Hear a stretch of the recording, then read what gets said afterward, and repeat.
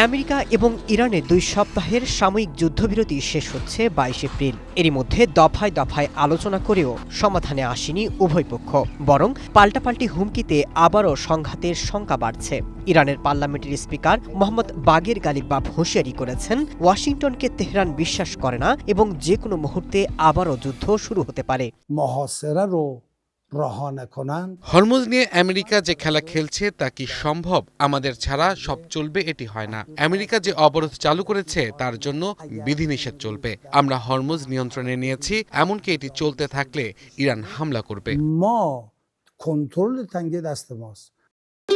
ভবিষ্যৎ হোক নিরাপদ, বিনিয়োগ হোক বিশ্বস্ত, আর আমার পছন্দ সল্ট বে। ওয়েলকাম টু সল্ট বে।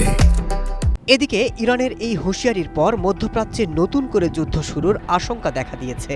ইসরায়েলি আর্মি রেডিও জানিয়েছে, যুদ্ধবিরতি চুক্তির সম্ভাব্য সমাপ্তি এবং তেহরানের অনমনীয় অবস্থানের কারণে ইসরায়েলি বাহিনীকে সর্বোচ্চ সতর্ক অবস্থায় রাখা হয়েছে। তেহরানের সামরিক এবং রাজনৈতিক সূত্রগুলো ধারণা করছে, যে কোনো সময় পরিস্থিতির অবনতি ঘটতে পারে।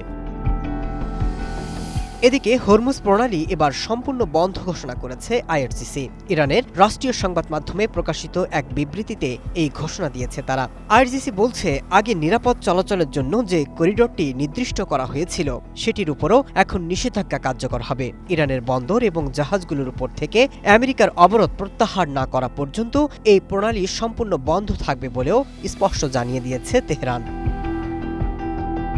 এমনকি এই পথ দিয়ে চলাচলের চেষ্টা করা যে কোনো জাহাজকে হামলার লক্ষ্যবস্তু করা হবে বলে হুঁশিয়ারি দিয়েছে আইআরজিসি। হরমুজ আবারও খোলার ঘোষণা দেওয়ার 24 ঘণ্টারও কম সময়ের মধ্যে এই সিদ্ধান্ত নিল তেহরান।